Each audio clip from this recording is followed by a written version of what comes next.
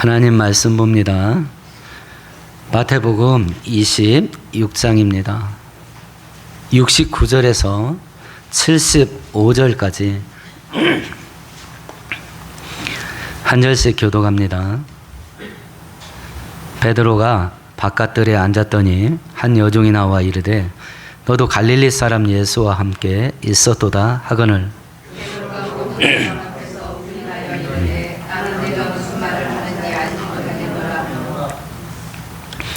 한문까지 나아가니 다른 여종이 그를 보고 거기 있는 사람들에게 말하되 이 사람은 나사렛 예수와 함께 있었도다 하며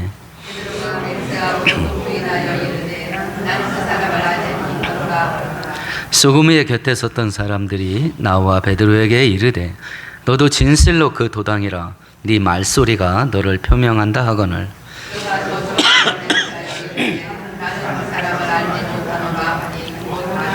함께합니다. 이에 베드로가 예수의 말씀에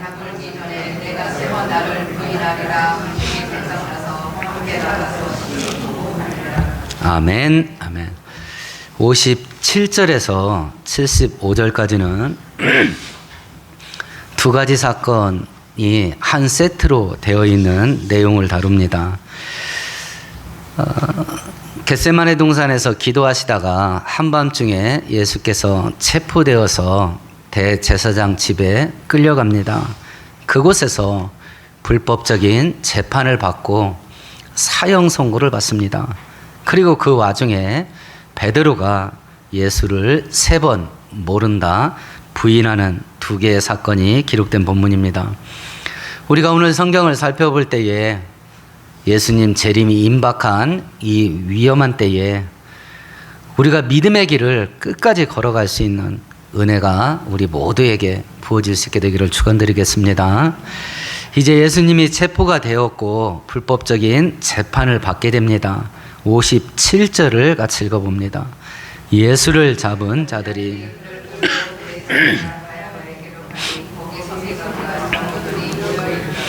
한밤중에 체포됐습니다.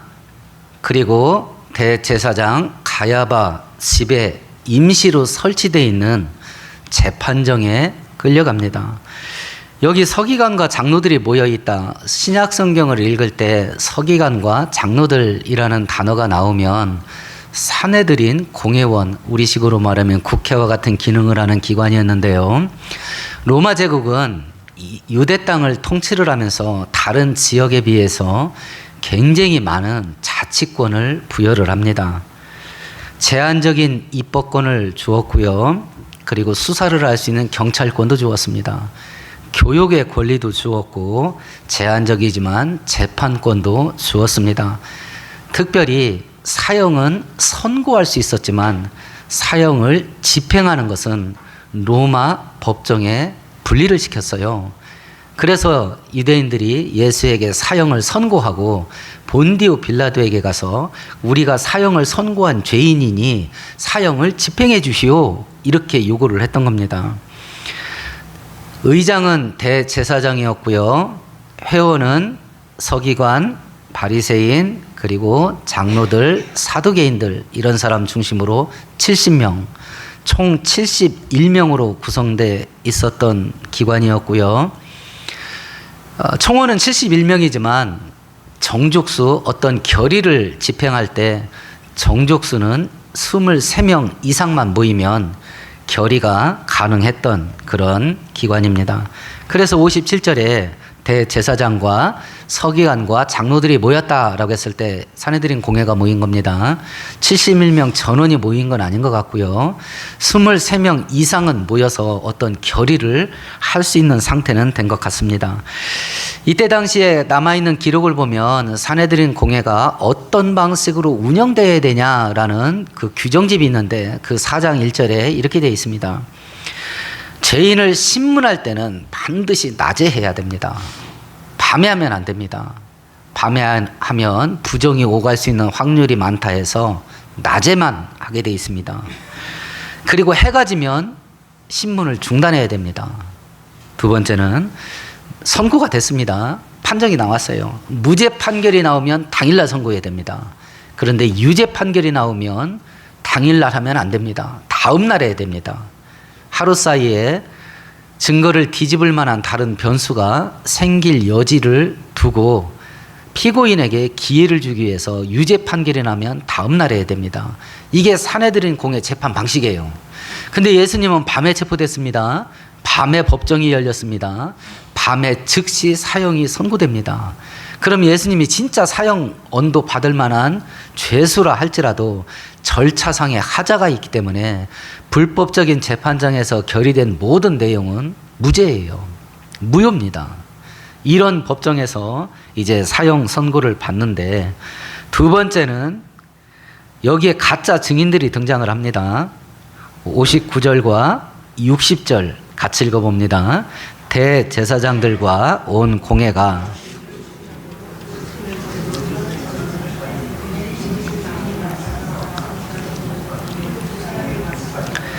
진짜 예수를 죽일 수 있는 진짜 증거를 찾은 게 아니랍니다. 예수를 죽일 수 있는 가짜 증거를 수집했답니다.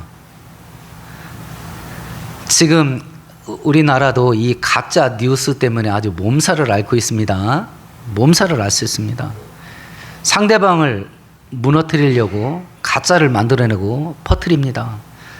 나중에 가짜라는 게 드러납니다. 아니면 말고 나라가 이렇게 흘러가면 법치가 무너지게 됩니다. 여기서 똑같은 일이 벌어집니다. 예수를 죽이려고 사형을 언도할 만한 진짜 증거, 이걸 찾은 게 아닙니다. 예수를 죽일 만한 가짜 증거, 아예 대놓고 가짜 증거를 수집을 했어요. 근데 내가 증인 서겠다 라고 하는 사람마다 그럼 입이 맞아야지. 입이 또 안 맞아. 말이 안 맞아요. 그러니까 결정적인 한 방을 찾지를 못하고 있는 겁니다. 이런 재판이에요. 이런 재판. 그리고 불법적인 선고가 내려집니다. 63절과 64절 같이 읽어봅니다. 예수께서 침묵하시거늘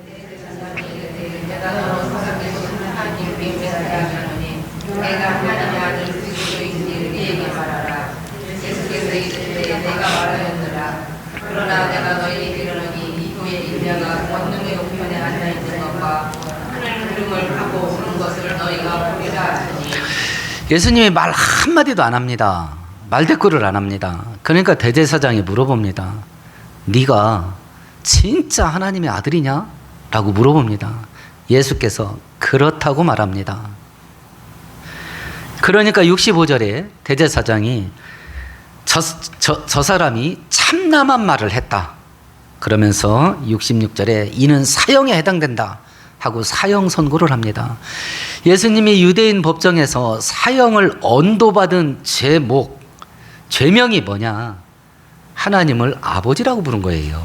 이것 때문에 사형 선고 받았습니다. 하나님을 아버지라 부른 것 때문에 사형 선고를 받았습니다. 이유가 뭐냐? 참남한 말을 했답니다. 참남하다라는 단어가 뭐냐면 신성을 모독하다, 하나님 이름을 모독했다라는 뜻이에요. 인간이 되어가지고 하나님을 아버지라 불렀으니 네가 하나님의 이름을 모독을 했다. 3계명 어긴 겁니다. 여호와의 이름을 망령되이 일컬은 겁니다. 그래서 사형 선고를 내린 겁니다. 그러면 이 사형 선고가 형법적 사형 선고입니까? 종교법으로 인한 사형 선고입니까? 종교법 사형 선고예요. 종교적인 규례를 어긴 겁니다. 지금 이 사람들이 예수를 죽이려고 했던 이유는 크게 세 가지입니다. 첫 번째는 기득권을 유지하기 위한 탐욕입니다. 두 번째는 백성들에게 높임을 받고 백성들이 따르는 것을 시기하는 질투입니다. 이건 본디오 빌라도도 딱 알아봤습니다. 다음에 다루겠습니다만 빌라도 총독에게 데리고 가서 예수를 죽여달라 했을 때 몇 마디 총독이 신문을 합니다. 그리고 다른 복음서에서는 저들이 예수를 시기함으로 넘겨준 줄을 깨달아 알더라 이랬습니다. 이건 본디오 빌라도도 딱 간파했습니다. 이것들이 시기질 때문에 이 사람을 죽이려고 하는구나 하는 걸 알았습니다. 세 번째는 영적인 무지야. 예수가 누군지를 몰라. 예수가 누군지를 모릅니다. 예수가 누군지를 몰랐다는 이야기는 하나님이 어떤 분인지도 몰랐다는 이야기죠. 수천 년을 여호와 종교 속에서 살았습니다. 그런데 하나님을 몰라. 바꿔서 말하면 내가 지금 수십 년째 교회 다니고 있을 수도 있습니다. 하나님을 몰라. 그렇게 교회 다닐 수 있습니다. 하나님을 모르게. 이것을 보면서 하나님께서 우리들에게 줄 수 있는 최고의 선물이 뭐냐? 하나님을 아버지라 부르게 한 거예요. 예수님이 이것 때문에 사형당했다니까요. 이것 때문에. 그런데 부활하신 예수께서 막달라 마리아를 탁 만납니다. 그리고 마리아에게 뭐라고 말하냐면, 내 제자들에게 가서 내가 내 하나님, 곧 너희의 하나님, 나의 하나님, 곧 나의 아버지, 곧 너희의 아버지께 간다해라. 당신께서 하나님을 아버지로 불렀다가 사형당했잖아요. 그런데 부활한 예수께서 제자들 보고 하나님을 아버지라고 부르라겠어요. 아니, 당신이 그것 때문에 사형당했잖아. 그런데 부활하신 다음에 제자들에게 하나님을 아버지라 부르라겠어요. 하나님이 우리에게 주실 최고의 축복은 하나님을 아버지라 부르는 겁니다. 반대로 말하면 우리가 하나님 자녀 됐다는 이야기겠죠. 죄가 있는 자는 하나님의 자녀 될 수가 없습니다. 그래서 죄를 먼저 용서하는 거죠.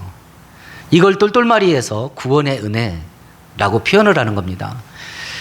구약시대부터 하나님께서 택한 백성들에게 은혜와 축복 주는 걸 계속 실제적인 역사 속에서 보여줍니다. 그런데 대부분은 병 낫게 해주고, 아이 낳지 못하는 여자가 아이 낳고, 부자 되게 해주고, 약한 자가 승리해주고, 이렇게 눈에 보이는 물질적이고 육신적인 것들을 많이 주면서 하나님은 당신의 택한 자들에게 은혜 주시는 분이다 라는 것을 계속 경험시켜줘요. 그리고 이제 신약시대로 딱 넘어옵니다.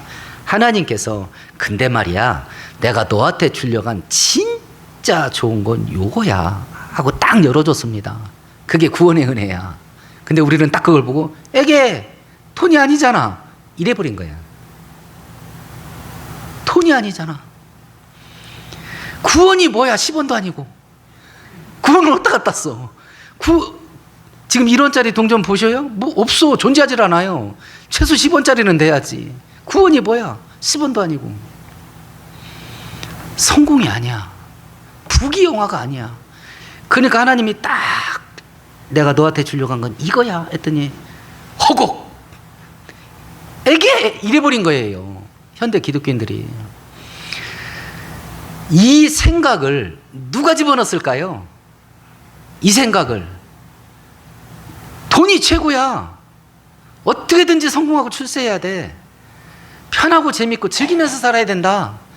이 생각을 우리 생각 창고 속에 꽉 쩔어 있게 만들었는데 이 생각이 어디서 왔을까요?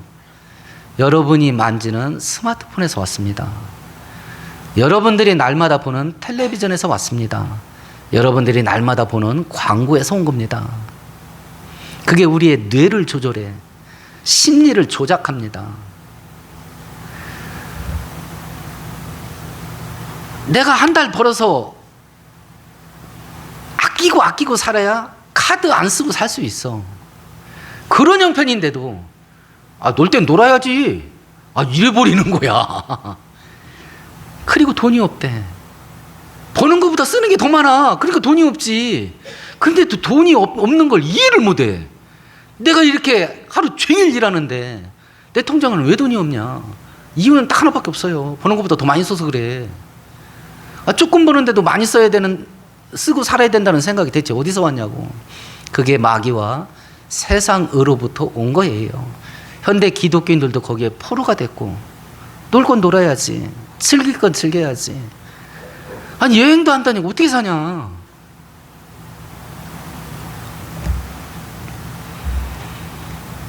하나님께서 우리에게 주려고 하는 최고의 축복이 뭐냐? 이거였거든요. 하나님을 아버지라 부르는 거. 근데 생뚱맞아. 우리들은 생뚱맞아요. 그걸 보고. 지금 각자 한번 생각해 보세요. 하나님의 자녀가 된 것에 대해서 하나님을 아버지라 부르는 것에 대해서 하나님께서 나에게 주시는 최고의 축복은 나의 죄를 용서하시고 하나님의 자녀 돼서 하나님 아버지 유산을 물려받는 건데, 그 물려받을 유산이 하나님 나라 천국이라는 거, 이걸 내가 지금 어떻게 받아들이고 있는가. 막 이것만 생각하면 막 심장이 벌렁거립니까? 그래야 두 가지를 이길 수 있어요.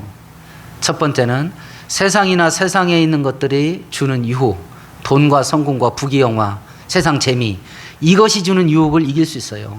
두 번째, 세상의 고난을 이길 수 있어요. 내가 죽을 때까지 뼈 빠지게 일해야 먹고 살 수 있다 하고 있고, 나중에는 움직이지도 못해서 동싸움에서 나오는 구우폰 먹고 사는 한이 있어도 길어야 100년이고, 지금 내 나이에 벌써 절반 넘어왔다. 30년 이렇게 산다 하더라도 거꾸로 매달려도 시간은 금방 간다. 나 이 땅 떠나면 천국 간다. 그것이 이 땅의 고난을 이기게 해주거든요. 그런데 하나님이 우리에게 주신 최고의 축복은 죽으면 천국 가겠지, 이 정도야. 우리는 어떤가? 우리는 어떤가? 하나님께서 우리들에게 가장 좋은 걸 줄 겁니다. 아버지니까. 근데 하나님이 주려는, 아버지가 주려는 가장 좋은 게 뭔가? 천국이에요. 그럼 이 땅에서는 그럼 아무것도 없냐? 예, 있습니다. 하나님은 아버지시니 건강 주셔요.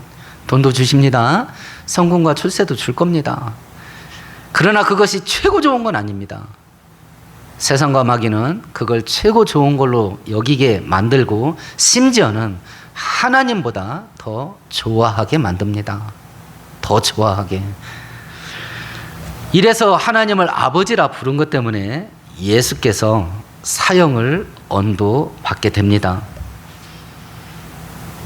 그러면 예수께서 이렇게 불법적인 재판을 받고 사형을 언도받으면서 어떤 태도를 보이시냐? 62절을 다시 한번 읽어봅시다. 대제사장이 일어서서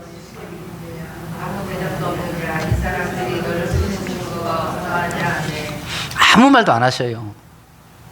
근데 이사야서 53장에 보면 그가 곤욕을 당하여 괴로울 때도 그 입을 열지 아니하셨으며 그가 도수장에 끌려가는 양같이 잠잠하였다 그럽니다. 지금 예수께서 63절에도 그가 침묵하시거늘 이럽니다. 아무 말도 안 합니다. 왜 안 하냐? 구약에 예언된 예언을 이루어지게 합니다. 너가 나 그런 증거를 대는데 물증을 내봐라, 물증을. 지금 검찰에 소환되는 정치인들이 그러죠. 물증을 내봐라, 물증을. 아무 말도 안 합니다. 아무 말도 안 합니다. 왜 그러냐? 구약 성경에 예언되어져 있거든요. 고난을 당해도 잠잠하고 도수장에 끌려가는 양같이 아무 말도 안 하실 거라. 그걸 하는 겁니다.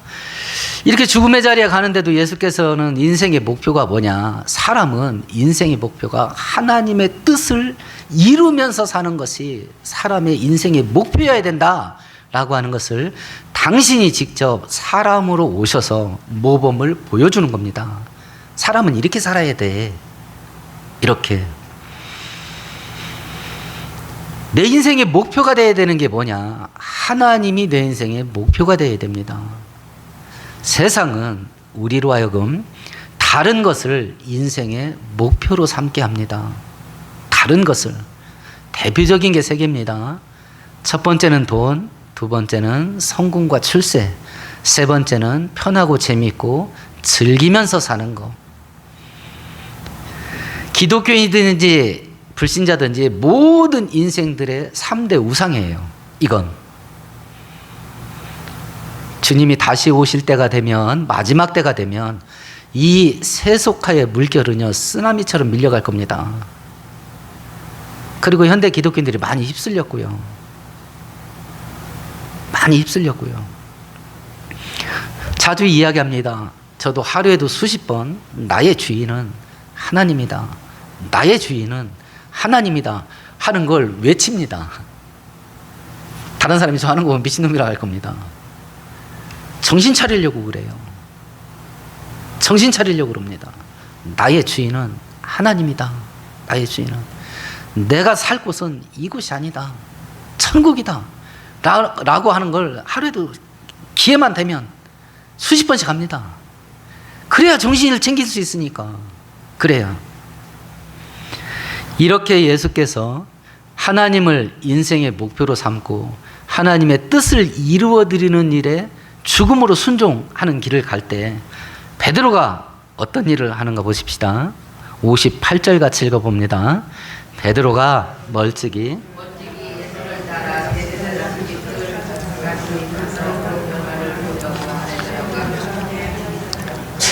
희한한 일을 하네요. 예수님을 따라는 갑니다. 근데 멀리 따라간답니다. 각자 자기 본인에게 질문 한번 던져보십시다. 교회에 깊게 발들이면 안 된다. 신앙생활에 깊이 발담그면 안 된다. 혹시 그런 생각 갖고 신앙생활 하시나요? 예수를 따라가되 멀찍이서 따라간답니다. 멀찍이서. 이건 또 뭐래? 그런데 은혜 떨어지면 이렇게 할 수밖에 없습니다. 은혜 떨어지면 예수를 멀찍이 따라갈 수밖에 없어요. 다른 거 할 능력이 없어요. 은혜가 없기 때문에. 우리가 요나서를 압니다. 하나님께서 원수 나라 이스라엘을 공격하고 학살을 하는데 선지서에 보면 아수르가 이스라엘을 공격해서 어떤 일을 하냐면 어린 것들을 메어 쳤으며 라는 구절이 굉장히 많이 나와요. 어린 것들을 메어 치다. 이때 고대 전쟁에서는 남자는 모조리 죽입니다. 군사력이니까. 여자들은 전부 노예로 끌어갑니다. 어린아이들은 어떻게 하냐면 큰 광장에 돌을 군데군데 갖다 놔요. 다리를 붙잡고 메어 쳐서 머리를 터뜨려 죽이는 거예요. 그렇게 했던 아수르예요. 그러니까 웬수라 이거 막 이가 뿌득뿌득 갈리는 사이야. 그런데 하나님께서 요나 선지자한테 내가 그 나라가 죄가 하도 많아가지고 멸망시키려고 하는데 네가 가서 경고해줘가지고 망하지 않게 해주라. 이러는 거야. 그러니까 요나가 생각할 때 그러면 나만 도망가면 저것들이 망하겠구나. 요나가 도망간 이유는 요나가 애국자라서 그래요. 애국자라서. 내 백성들을 그렇게 한 것들을 용서할 수가 없어. 용서할 수가 없어. 그래서 도망가는데 성경에 이렇게 되어 있습니다. 요나가 여호와의 얼굴을 피하려고 일어나 다시스로 도망하려 하여 요바로 내려갔더라. 하나님의 얼굴을 피하려고 도망갔답니다. 얼굴을. 하나님의 얼굴이 뭔가. 창세기 32장에 보면 야곱이 20년 동안 외삼촌 집에서 사기당하면서 살다가 하나님의 은혜로 많은 재산을 가지고 고향으로 돌아옵니다. 형에게 사람을 먼저 보냈습니다. 동생이 돌아옵니다. 그랬더니 신분은분엔 하인이 들어와가지고 형이 지금 군사 400명을 끌고 쳐들어오는데요? 이러는 거예요. 막 기겁을 하는 거죠. 고민을 하고 이런저런 많은 잔머리를 굴리죠. 이래도 안 돼. 야복 강가에서 혼자 있는데 하나님께서 찾아옵니다. 그리고 씨름을 합니다. 밤새 씨름을 합니다. 고집 피우는 야곱의 골반뼈를 하나님께서 부러뜨립니다. 고집을 꺾게 합니다. 그리고 나서 해가 뜹니다. 형하고 극적으로 화해를 합니다. 그 자리 이름, 땅의 이름, 야곱이 뭐라고 불렀냐면 브니엘이라 그럽니다. 브니라는 단어는 얼굴이고 엘은 하나님 엘로힘의 엘자예요. 브니엘은 하나님의 얼굴입니다. 밤새 씨름을 하고 브니엘에서 해가 떴더라 이렇게 되어 있습니다. 왜 우리가 하나님의 얼굴을 가까이 해야 되냐? 우리 인생이 바뀌어요. 죽을 자리에서 살 길이 열리게 만드는 것이 하나님의 얼굴입니다. 민수기 6장에 보면 대제사장이 이스라엘 백성들을 향하여 축복을 선포하라고 그럽니다. 여호와는 그 얼굴로 너에게 비추사 은혜 베푸시기를 원하시며 여호와는 그 얼굴을 너에게로 향하여 드사 평강 주시기를 원하노라. 왜 하나님의 얼굴을 그렇게 사모하는가? 그 얼굴이 은혜 덩어리거든요. 근데 멀찍이 따라가. 은혜 떨어지면 멀찍이 따라가고, 멀찍이 따르면 은혜가 더 떨어져. 그러면 계속 멀어져. 이 현상을 보면서 지금 나의 신앙생활이 어떤 상태로 진행되는가 하는 것을 본인에게 질문해 보세요. 멀찍이 따라가고 있나? 은혜는 계속 떨어지고 있나? 그래서 더 멀어지고 있나? 어떻게든지 하나님 가까이 가 내가 산다. 더 가까이 가나? 그러다 보니 은혜가 더 많아지고, 그러다 보니 하나님이 더 좋아서 더 가까이 가고, 나는 지금 어떻게 살고 있냐? 라고 하는 겁니다. 베드로는 은혜가 떨어지니까 멀찍이 따라갑니다. 이러다가 제대로 걸리죠. 그게 뭐냐면 이제 예수를 부인하기 시작합니다. 69절 70절 같이 읽어봅니다. 베드로가 바깥들에 앉았더니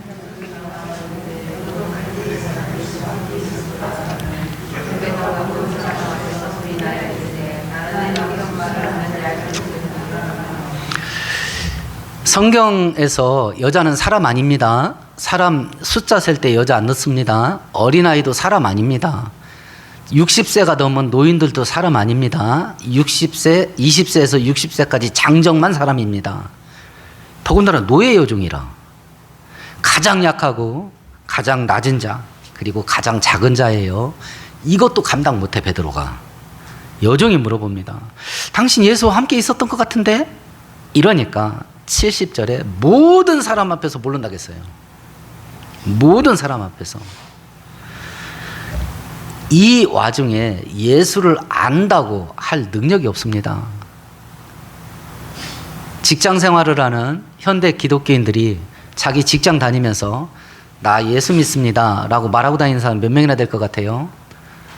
오래된 통계인데 70%가 말 안 하고 다닌답니다. 귀찮은 일이 너무 많이 생긴대. 귀찮은 일이 생겨도 예수 믿는다고 말을 안 하는데 목숨 걸린 일에는 어떻게 말을 한대요? 혹시 여러분 7번 방의 선물이라는 영화, 가정 영화죠. 영화를 보신 적 있나요? 장애인이 딸을 낳았습니다. 누명을 써서 사형수가 됐습니다. 주변에 있는 다른 사람들이 그 사람을 위해서 그 딸을 택배 포장을 해가지고 감옥으로 배달을 보낸 거예요. 그 딸이 감옥에 나와서 아버지하고 같이 지내는 거지요. 근데 그 딸이 아버지에게 어떤 말 한마디를 하는데 아버지가 펑펑 웁니다. 혹시 기억나십니까? 그 장애인 아버지, 이 뇌가 좀 잘못됐어요. 그 아버지한테 내 아버지가 되어주셔서 고맙습니다. 이 말을 하나님은 듣고 싶을까요? 안 듣고 싶을까요? 여기서 신앙의 엇박자가 난 겁니다. 대체 말을 안 하고 다니는 거야, 이 인간들이. 이 땅에 기독교가 1000만 명이나 있다는데 하나님은 내 아버지라고 말을 안 하는 거야. 그것도 모든 사람 앞에서. 성경 한 구절 읽어볼까요? 마태복음 10장 같이 읽어보십시다.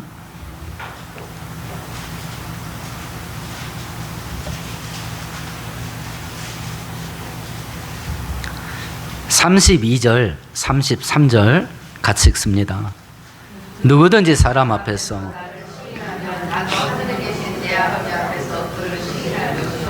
누구든지 사람 앞에서 나를 부인하면 나도 하늘에 계신 내 아버지 앞에서 그를 부인하리라. 그게 얼마나 무서운 일인지도 모르고 하는 거예요. 그러니까 두 번째 사건이 터집니다. 오늘 본문 71절 72절 같이 읽어봅니다. 앞문까지 나아가니 다른 여종이 그를 보고 이 사람은 나사렛 예수와 함께 있었도다. 베드로가 맹세하고 또 부인하여 이르되 나는 그 사람을 알지 못하나. 이제 부인하는 게 강도가 세집니다. 또 여종이 물어봐요. 이제 맹세를 합니다.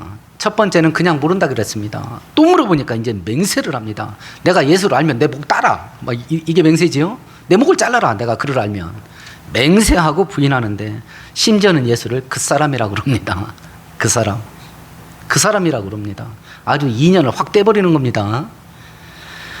이제 베드로가 빠져나갈 수 없는 세 번째 사람을 만납니다. 우리 73절 같이 읽어봅니다. 소금 후에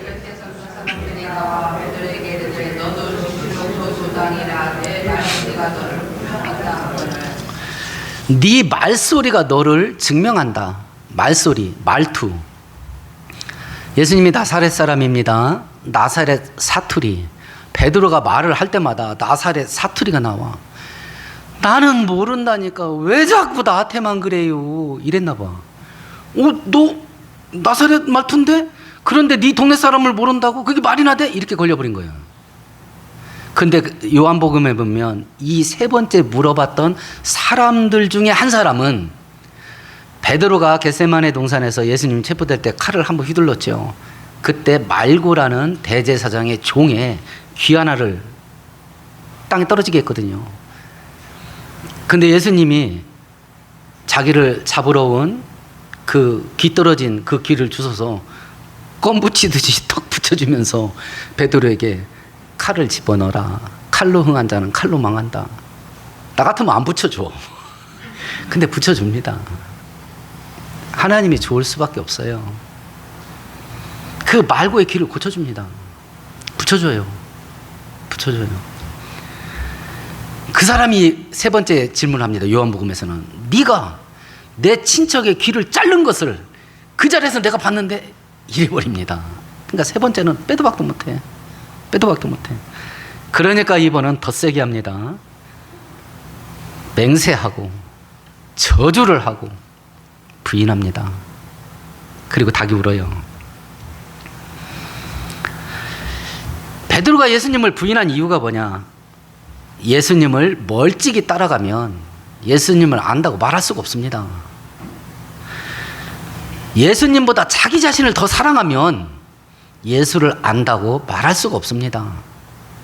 세상에 있는 것들을 예수님보다 더 사랑하게 되면 예수를 안다고 말할 수가 없습니다. 말할 수가 없어요.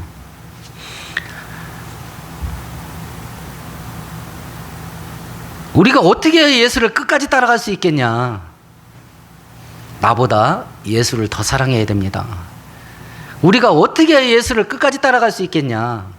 돈보다 예수님이 더 좋아야 됩니다. 우리가 어떻게 예수를 끝까지 따라갈 수 있겠냐? 세상보다 예수님이 더 좋아야 됩니다.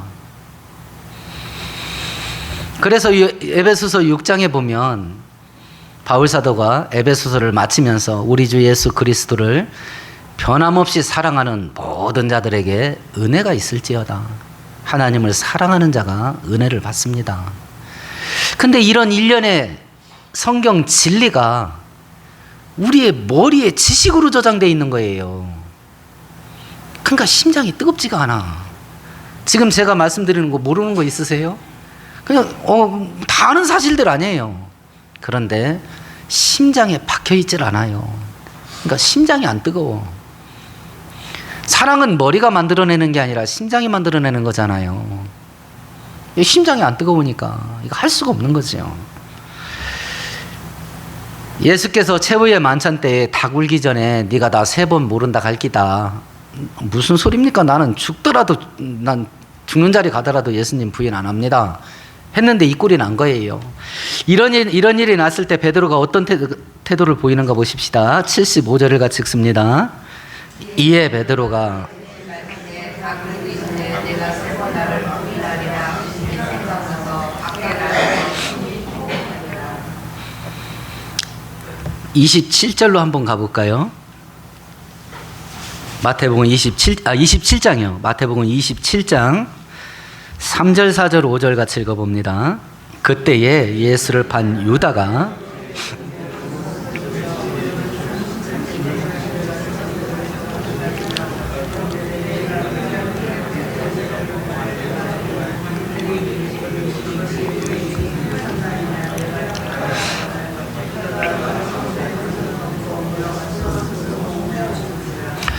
베드로는요, 예수님을 모른다고 부인하고 예수님 체포될 때 도망간 것에 대해서 양심의 가책을 받고요, 막 엉엉 울었습니다. 예수를 팔았던 가룟 유다는 예수님이 죽음의 사형 선고를 받는 것을 보고 죄책감을 이기지 못하고 자살을 했습니다. 누가 더 양심적일까요? 누가 더 양심적입니까? 가룟 유다지요. 죄책감을 이기지를 못했습니다. 그래서 자살했다니까요. 나머지 11놈은요. 똑같은 짓을 한 나머지 11놈은 뻔뻔한 거죠. 울고 끝낸 거예요. 가룟 유다는요, 그 죄책감을 이기지를 못했어요. 그래서 자살했다니까요. 이게 제대로 된 거지. 나머지 11명은 울고 퉁친 거야. 그럼에도 불구하고 후회와 회개의 차이가 여기 있어요. 가룟 유다는 후회했습니다. 그리고 죽은 거야. 나머지 11 제자들은 자살은 안 했습니다. 그런데 회개를 했죠. 우리가 하나님과의 관계가 틀어지는 일들을 만났을 때에 나는 무엇을 하고 있는가? 후회하고 있냐? 아니면 회개하고 있냐? 당신 회개하시오! 이러면 무지하게 기분 나빠라 합니다. 무지하게 기분 나빠해요.